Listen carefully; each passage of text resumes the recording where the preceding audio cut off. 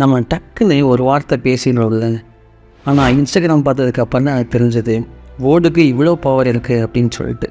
2010 Stanford யூனிவர்சிட்டியில் படித்தேன். Mic மற்றும் கெவின் அப்படிங்கிற 2 பேர் சேர்ந்து உருவாக்குன ஆப்பு தான் பார்பன். இதில் ஃபோட்டோஸை ஈஸியாக ஷேர் பண்ணிக்கலாம், சம் ஃபில்டர்ஸ்லாம் யூஸ் பண்ணிக்கலாம். ஆனால் இது போக போக என்னாச்சுன்னா நிறையா பக்கு வர ஆரம்பிச்சிருச்சு. அதுக்கப்புறம் மறுபடியும் 2010 இன்ஸ்டாகிராம் அப்படிங்கிற ஒரு ஆப் லான்ச் பண்ணுறாங்க. ஐஃபோனுக்காக லான்ச் பண்ணுறாங்க. இன்ஸ்டன்ட் ப்ளஸ் டெலிகிராம் 2 சேர்ந்தது தான் இன்ஸ்டாகிராம். ஸ்டார்ட் பண்ண உடனேயே 1000 பீப்புள் டவுன்லோட் பண்ணியிருந்தாங்க. 3rd வீக்லேயே 3 lakhs அச்சீவ்மெண்ட் பண்ணிடுறாங்க. அதுக்கப்புறம் 10,000 மில்லியன் பீப்புள்ஸை ஈஸியாக இவங்க ரீச் பண்ணிடுறாங்க. அண்ட் தென் அந்த டைமில் தான் ஜஸ்டின் பைபர் செம்ம பூஸ்டான டைம். ஸோ இவர் இன்ஸ்டாகிராமில் வந்த உடனே இவரோட ஃபேன்ஸ் எல்லோரும் இவருக்கு ஃபாலோவர்ஸாக க்ரியேட் ஆகிட்டாங்க. இன்ஸ்டாகிராமோட யூசர்ஸ் அதிகமாகிட்டாங்க.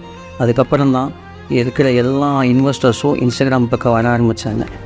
அதுக்கப்புறம் எல்லாத்துக்கும் தெரியும் இன்ஸ்டாகிராமில் ஹேஷ்டேக் ஃபீச்சர்ஸ் லான்ச் பண்ணுறாங்க.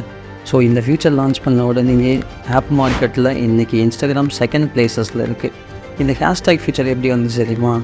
வேர்டுக்குன்னு பவர் இருக்குன்னு சொல்கிறோம்ல, நீயா நான் கோபிநாத் கூட சொல்லியிருப்பாரு.